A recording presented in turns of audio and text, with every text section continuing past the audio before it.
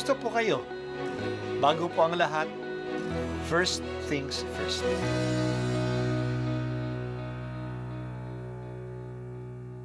Good morning po. Sinisimulan po natin ngayon ang first things first. At dito po, tinatalakay natin sa unang bahagi ng umaga natin ay ang first readings na binabasa po sa banal na misa. Ito pong tinatalakay natin kasi madalas po kasi marami na tayong alam tungkol sa gospel readings. Pero konti po ang nagsasalita sa first readings. Pero ang first readings, bahagi din po yan ng Biblia, ng banal na kasulatan. Kaya susubaybayan po natin ang mga first readings, basahin po natin at kuminsan kailangan ng basahin ng 2 o 3 beses bago maintindihan kasi hindi po tayo familiar sa mga istorya at sa mga kaisipan na tinatalakay dito. Ang pagbasa mula sa aklat ng Henesis, sinabi ng Diyos, magkaroon ng tubig ng maraming bagay na may buhay at magkaroon din ng mga ibon sa himpapawid. Nilikha ng Diyos ang mga dambuhala sa dagat at lahat ng bagay na nabubuhay sa tubig at lahat ng uri ng ibon. Minasdan niya ang kanyang ginawa at siya'y nasiyahan. Pinagpala niya ang mga ito at sinabing magparami ang lahat ng bagay na nabubuhay sa tubig at punuin ang karagatan. Magpakarami rin ang mga ibon at punuin ang daigdig. Dumaan ang gabi at sumapit ang umaga. Iyon ang 5 araw. Sinabi ng Diyos, magkaroon ng lahat ng uri ng hayop sa lupa, maamo, mailap, malalaki at maliliit. At gayon nga ang nangyari. Nilikha nga niya ang lahat ng ito at siya'y lubos na nasiyahan nang mamasdan ang mga ito. Pagkatapos likhain ang mga ito, sinabi ng Diyos, ngayon lalangin natin ang tao. Ating gagawin siyang kalarawan natin. Siya ang mamamahala sa mga isda, mga ibon at lahat ng hayop, maging maamo o mailap, malaki o maliit. Nilalanggan ng Diyos ang tao ayon sa kanyang larawan. Lumalang siya ng isang lalaki at isang babae at sila'y pinagpala. Wika niya, magpakarami kayo at punuin ng inyong mga supling ang buong daigdig at pamahalaan ito. Binibigyan ko kayo ng kapangyarihan sa mga isda, sa mga ibon at lahat ng maiilap na hayop, maging malalaki o maliliit. Bibigyan ko rin kayo ng lahat ng uri ng butil at mga bungang kahoy na inyong makakain.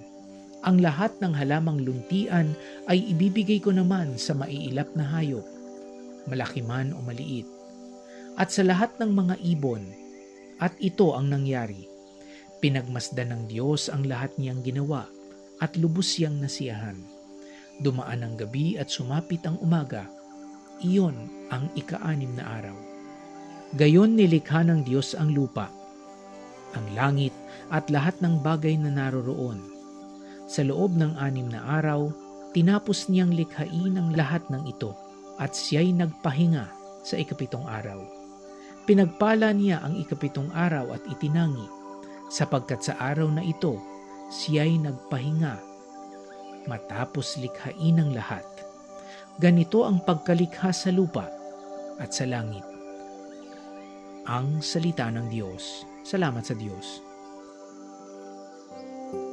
Ngayong araw, ginugunita natin ang pagpakita ng mahal na Birheng Maria kay Bernadette Soubirous doon sa Lourdes, isang maliit na baryo sa bansa ng Pransya noong 1858. Mula noon hanggang ngayon, ang Lourdes ay naging puntahan ng maraming pilgrims, lalo na ng mga may sakit. Ito'y naging isang lugar kung saan ang mga may sakit ay natutulungan ng maraming volunteers. Sila ay nakakatanggap ng aliw dahil sa kanilang panalangin at pagkalinga ng mga volunteers, mga nurses, mga doktor, at marami rin na mga nagpapagaling sa kanilang karamdaman. Kaya ngayong araw ay World Day of the Sick. Pinapaalaala sa atin ang pagkalinga sa mga may sakit at pinapaalaala din sa mga may sakit na ang kanilang panalangin at pag-aalay ng kanilang kahirapan ay kailangan din ng mundo. May halaga rin ang mga may sakit. Mahal sila ng Diyos at dapat din natin silang mahalin at paglingkuran. Ang paglikha ng Diyos ay may dalawang hakbang. Ang una ay distinction, ang pangalawa ay decoration. Nagkaroon ng distinction, paghihiwalay sa liwanag at sa dilim, sa tubig sa ibaba at sa kalawakan, at sa tubig sa baba ng kalawakan, ang paghiwalay sa tubig at sa lupa sa ibaba ng kalawakan. Mula sa ikatlong araw hanggang ika-6 na araw, nandiyan na ang hakbang ng decoration. Naglagay siya ng mga tanim sa lupa, ng mga isda sa dagat, ng mga ibon sa himpapawid. Naglagay siya ng araw, buwan at bituin sa kalangitan, at ng mga hayop at ng tao sa lupa.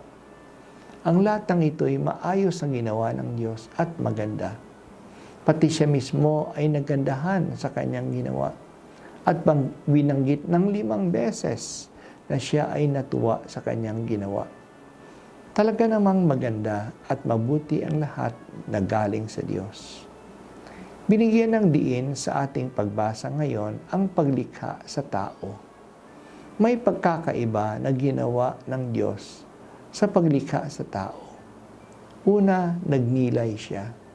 Hindi lang siya basta nagsalita. Sinabi niya, ngayon, lalangin natin ang tao. Pangalawa, ang tao ay ginawa niya na may modelo, may huwaran, na walang iba kundi ang kanyang sarili, ayon sa ating larawan. Pangatlo, ginawa niya ng Diyos ang tao na may misyon, mamamahala sa ibang nilikha niya, sa mga hayop, sa mga ibon, sa mga isda. Binigyan din ng utos na ang tao ay magpakarami. Katangi-tangi ang tao sa ibang nilikha ng Diyos. Pagkatapos ng 6 na araw na paglikha ng Diyos, ay namahinga sa ika-7 araw. Ito'y nagpapakita na tapos na ang pagtrabaho niya sa paglikha. Ito rin ay basihan ng mga Hudyo sa katuruan at kaugalian na magpahinga sa ika-7 araw. Ito'y araw ng pamamahinga. Sa pagpapahinga ng Diyos, lubha siyang natuwa sa kanyang ginawa. Ang pagpapahinga din natin ay panahon na ma-appreciate natin ang ating mga trabaho at magpasalamat sa Diyos sa ating nagawa. Sana tulad ng Diyos, ma-appreciate natin ang kalikasan. Makita at mamangha tayo sa kagandahan at kaayusan ng sangnilikha. Kailangan natin ito kasi marami sa pamahalaan at sa business ang nakikita lang sa kalikasan ay ang pera na makukuha nila mula dito. Kaya walang pakundangan sa pagputol ng kahoy upang ito'y ipagbili, upang magkaroon ng rancho sa kanilang mga baka, upang magkaroon ng lupa na tinatamnan ng mga cash crops. Sinisira ang bahura at mga corals para makakuha ng isda na ipagbibili. Tinatapunan ng dinamita ang dagat para makakuha ng maraming isda. Sinisira ang gubat para makahukay ng ginto, ng nickel at ng iba pang minerals para sa business. Kailangan natin panindigan ang kagandahan at ang balance ng kalikasan. Tayo mga tao ang binigyan ng misyon na ito na ay pangalagaan. Pero hindi tayo naging mabubuting katiwala. Sa halip na alagaan at pagandahin, sa halip na alagaan at pagandahin, ito ay sinira natin para lang tayo magpayaman. Pero iilan lang naman ang yumayaman sa pagkasira ng kalikasan. Mas marami nagiging mahirap sa mga inexploit nito. lalo na ang mga katutubo na nabubuhay sa balance ng nature. Patawad, Panginoong may likha, sa pagsisira namin sa kagandahan mong nilikha. Patawad, O Diyos, sa aming pagwawalang kibo sa pagkasira ng kalikasan. Patawad, Panginoon, sa aming lifestyle na magastos at wasteful na marami kaming sinasayang sa mga biyaya mo sa mundo. Patawad, Panginoon, sa mga dumi na aming tinatapon na naging basurahan na lang ang aming karagatan at mga lupa.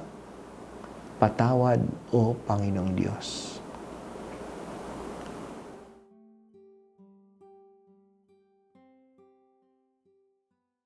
At ako po ay si Bishop Broderick Pabilio dito sa First Things First.